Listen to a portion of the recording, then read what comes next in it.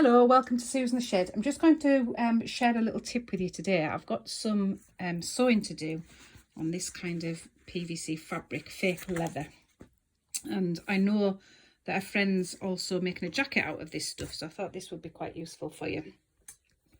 What I'm going to do is a lapped seam on these, which means you sew down and then you sew the seam down as well, giving it a stronger edge. I've got a jeans needle in. I'm aware that I'm a rabbit in, but bear with me. I've got a jeans needle in here just because it's a tougher needle to go through, and I've set it at quite a high stitch count. I don't really need this for the first part of sewing, but I'll definitely need it for the second. So roughly, because I'm only using one hand because one's holding the camera, I'm going to just sew down there to make a start. Okay, and then to do a lapped seam, what I need to be doing is opening this up, and then I would keep the seam flat and sew down this one side.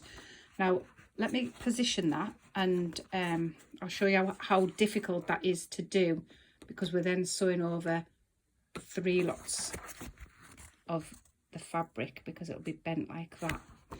So I'm just going to put that in place. I can do it with one hand.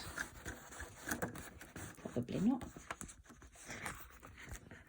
Sorry, bear with me there. Right, okay.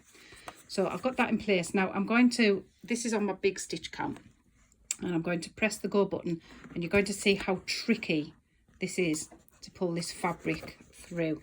You're probably even going to have to tug it from the back. Can you see how that's really just not going very far at all? And it's all puckering up. So we'll just stop that. We'll cut it off.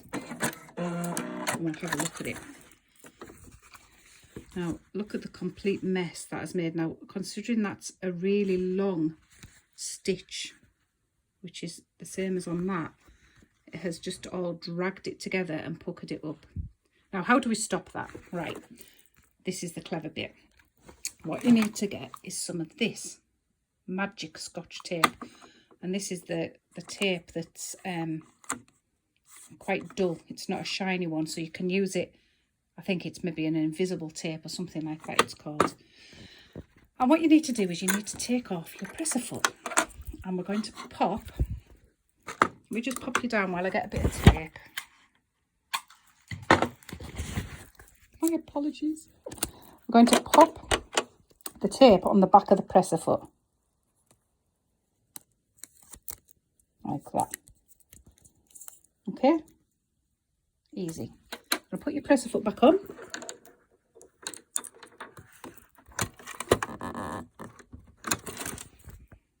Now I'm going to put this back in, and you're going to see the difference it will make. I wish I had 3 hands, that would be so much easier. Okay, now watch. Smooth as a baby's bum.